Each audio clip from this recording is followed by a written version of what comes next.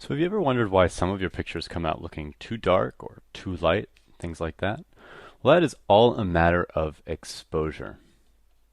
Exposure is defined in photography as the correct amount of light that would fall upon a light-sensitive medium and therefore create an image that is, the desired effect of the photographer.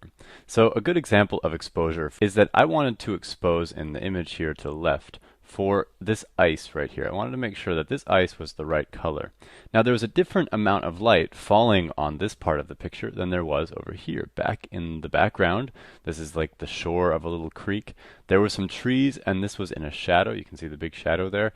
And so I was exposing for this light right here. There's a different amount of light. And so when I made the photograph, this part is light and bright just the way that my eyes saw it.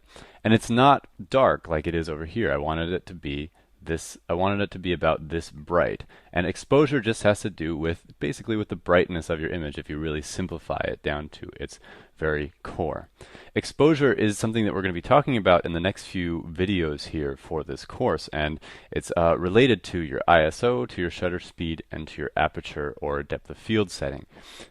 So you're going to be learning about all this stuff in a lot more depth, and there's also going to be a later lesson that's going to dive into detail about exposure. But I just wanted to introduce these terms to you so that you understand a little bit how they're connected before you learn more about them.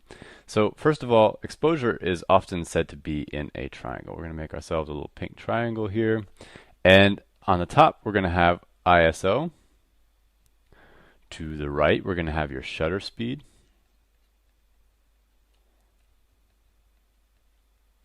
And to the left, we're going to have your aperture. So your ISO is the speed of your film.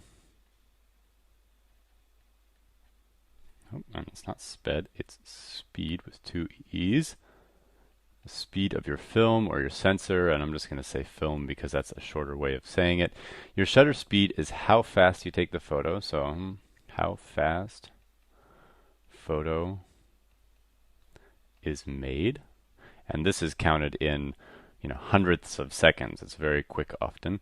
And your aperture is kind of like it's like your window into your it's like the window into your camera. So window into camera, and it affects sort of the amount of light that you're allowing in.